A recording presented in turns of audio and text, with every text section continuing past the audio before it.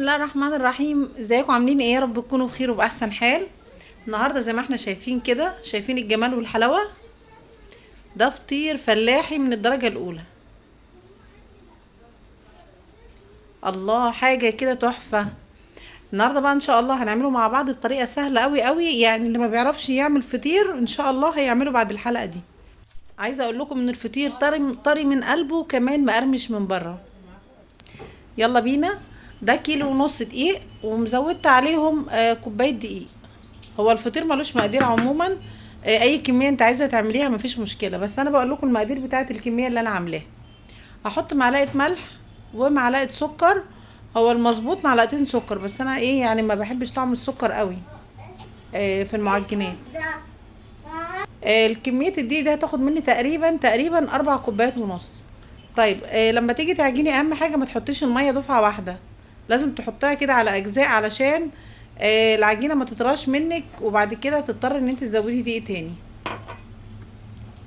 هفضل اقلب بقى، ويفضل على فكره اي حد بيعجن لازم يعجن بايده. اهم حاجه تكوني غاسله ايدك كويس قوي.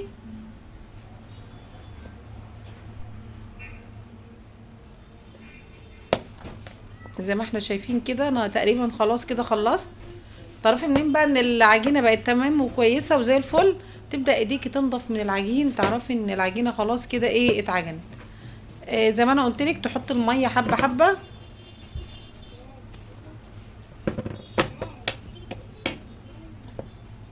بص، اول ما تعجني بقى وتلاقي العجينه ما بيطلعش في ايدك كده، يبقى هي خلاص ايه بقت تمام.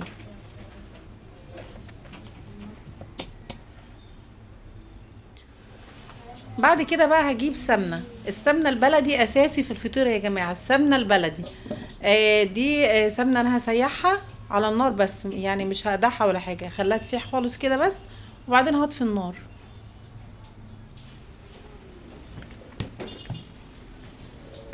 هنزل بقى العجينه بتاعه الفطير.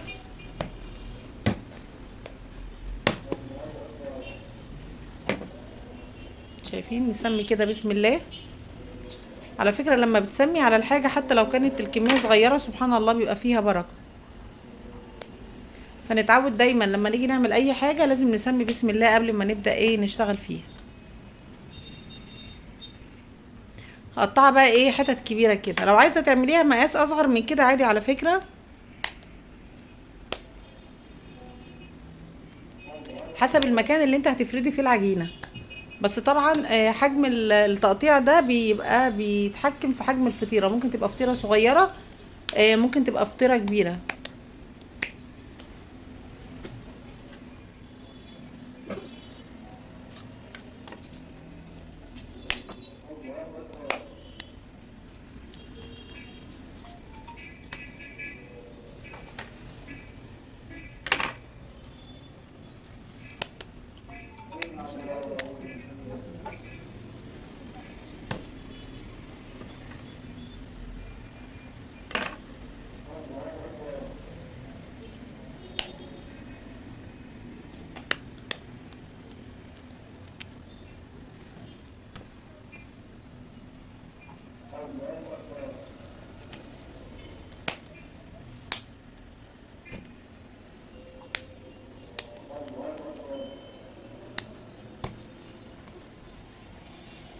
كده خلاص بقى انا قطعتهم كلهم.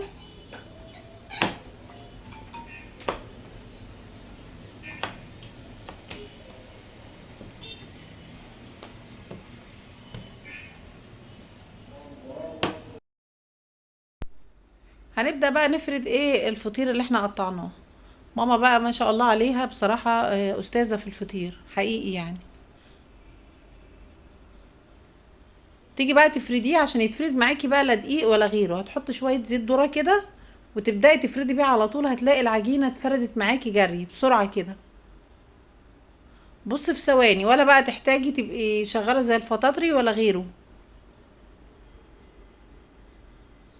احنا بنفرد على معلش مش على دقيق، على زيت الذرة عشان يتفرد معاكي كويس قوي.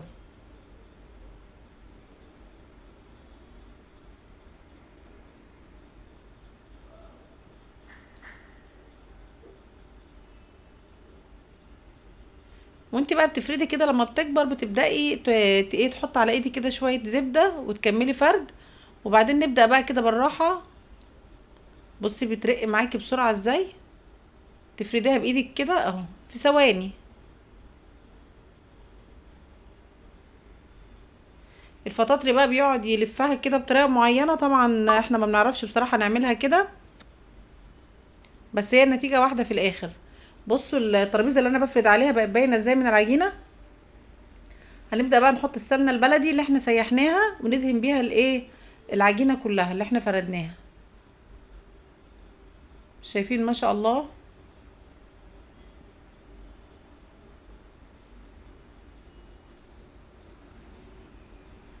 ماما طبعا بتحط في ايديها سمنة وتسقسق ايه العجينة كده اللي اتفردت، وبعدين هتلمها كلها على بعضها وتحطيها ايه على جنب كده.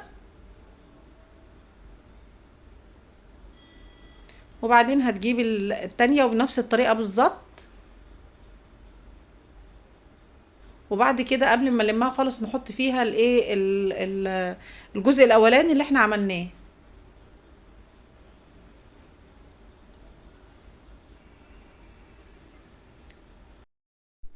ودي الطبقة التالتة. احنا عملنا كده 3 فطاير، اتنين كبار وواحدة صغيرة. اتنين كبار 3 طبقات، والصغيرة طبقتين اتنين اللي هي ايه قطعتين من العجين بس.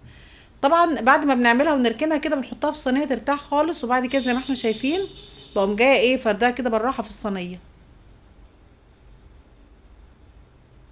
ما تضغطيش عليها جامد بايدك او بكفة ايدك وانت بتفرديها، بالراحة خالص كده عشان تفضل مورقة من جوه وزي الفل.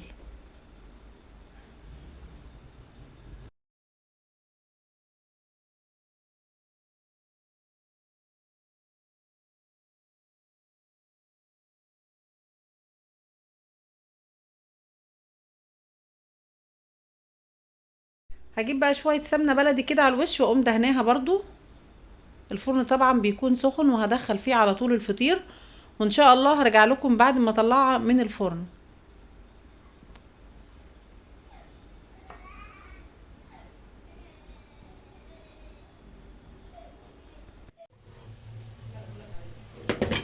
انا طلعت واحدة والتانية ان شاء الله هتطلع دلوقتي من الفرن اهي. شايفين الحلاوة. طبعا انا بسويهم في صينية واحدة مقاس واحد الاتنين الكبار. هحطها على التانية. انا بحط الفطير بقى لما بيطلع من الفرن كده بنحطه على بعض ونغطيه عشان يفضل قلبه طري ومقرمش من فوق زي ما احنا ايه شايفين كده. سخنة قوي. هحاول بس اشيلها كده بالراحة. وفي نفس الصينية دي هسوي الفطيرة التالتة.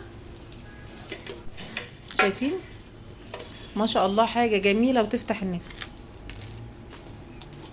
شايفين طري ازاي ومقرمش ما شاء الله. حلو قوي قوي. الريحة جميلة جميلة جميلة. طبعا انا عملت 3 زي ما انا قلت لكم، 2 كبار وواحدة صغيرة سنة صغيرة يعني. وكده خلاص بقى عايزه اقول لكم اتفضلوا معايا. الفطير ما خدش معانا ثواني لان طريقه الفرد دي اسرع طريقه تعتبر لفرد ايه الفطير. وبكده وصلت معاكم لنهايه الحلقه. لو الحلقه عجبتكم يا ريت تعملوا له لايك وشير، ولو اول مره تشوفوا القناه يا ريت تعملوا اشتراك وتفعلوا علامه الجرس علشان يوصلكم كل فيديوهاتي.